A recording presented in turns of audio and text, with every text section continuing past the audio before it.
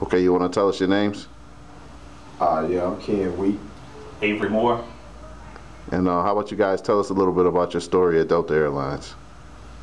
Yeah, I was previously employed with the Delta for 17 years and came to an end based on a flight that I worked last January 2012. Worked the flight. They said it was involved drug smuggling, which I worked 7 months after the flight. And it was called, they called me, ICE, Homeland Security called me and said they wanted to ask me some questions about my customs seal. But as I set the meeting up for August the 1st, went in and they never asked me any questions about it. They just accused me of being part of a drug smuggling ring.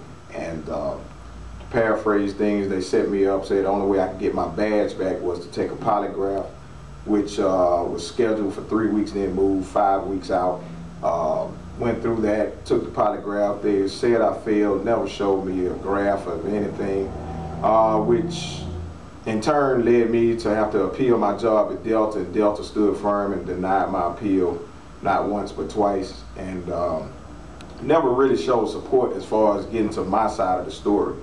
And we received the synopsis of the polygraph, which is full of, 2 different case numbers, wrong names, misspelling of my name, just a lot of information that's wrong. And we just trying to tell the story to get it out there about, the problem we have with Delta Airlines as far as being loyal to their employees. Not once did they really come to our aid and explain the appeal process, the termination process, give us options for keeping our job. They just terminated us and, like I say, denied us twice. And what we're standing up for is just to get the story out as far as why the employees need representation and a backbone, to where when the job come up or anything, we feel that we were set up and with no recourse. And that's why we're coming to, try and fight for the union push, just for the rest of the employees that are still out there working that may be blind to the tactics used by Delta.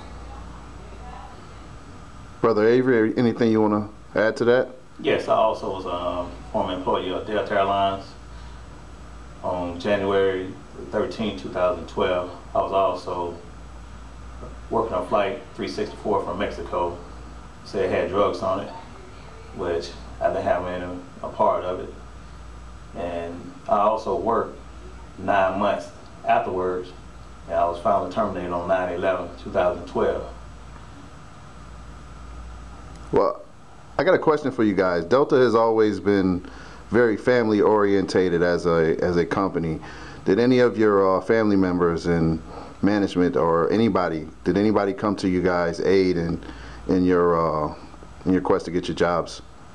No, it's been, at this point, it's 11 months after all this happened. And like I explained to the lady when I was talking to her about the appeal, I never had opportunity to clean my lockout. They treated me like a criminal. I still have personal belongings in my locker.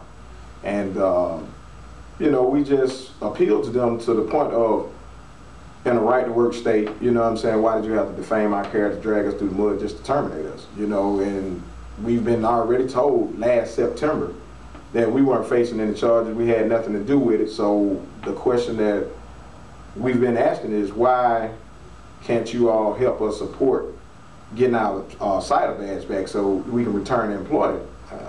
All they tell us is you had your one appeal and we're done. Your badge is been revoked, and that's all we can do. Case closed. And another thing, we also called our former supervisor, Carlos Springer, and it's a crime to call him. He's our supervisor. Who else are we supposed to call? If you had one thing that you could tell your former co-workers out at Delta Airlines, what would it be? I think, just to, like I always say, you got to know both sides of a personal thing to really just form an opinion.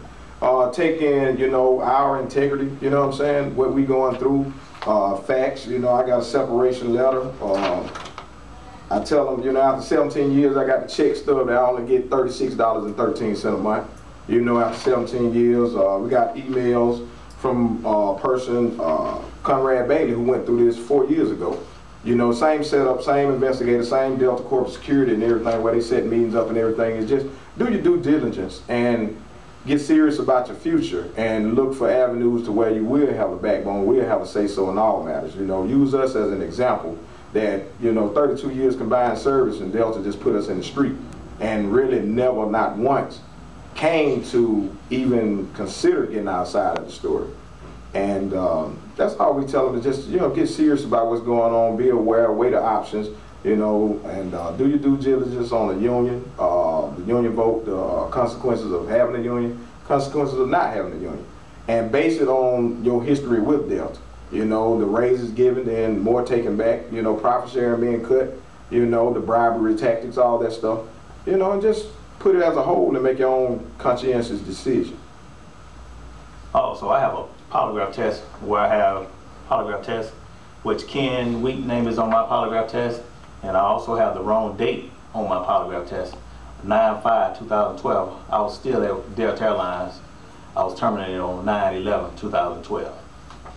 And one thing to state on that, we reached out to, you know, Richard Anderson, Greg Kennedy, Melissa Seepins, a lot of management and Delta Appeal. We presented all this to them.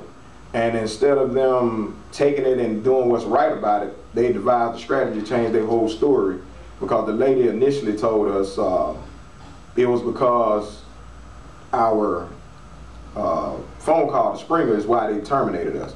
Because initially she called me on November 1st and assured me that there was nothing in either one of our work file, work history, attendance, or anything. We just couldn't get our cider badge back.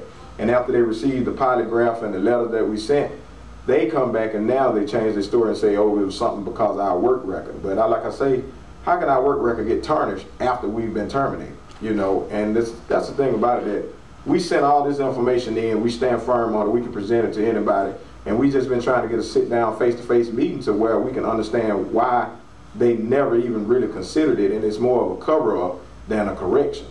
And that's all that we just want everybody to be aware of, is that at any given time it can be anybody.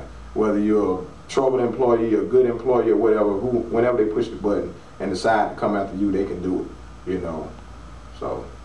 And I would like to tell you all that working at Delta, you can have a contract too, just like Richard Anderson and the pilots. Thank you, fellas. All right.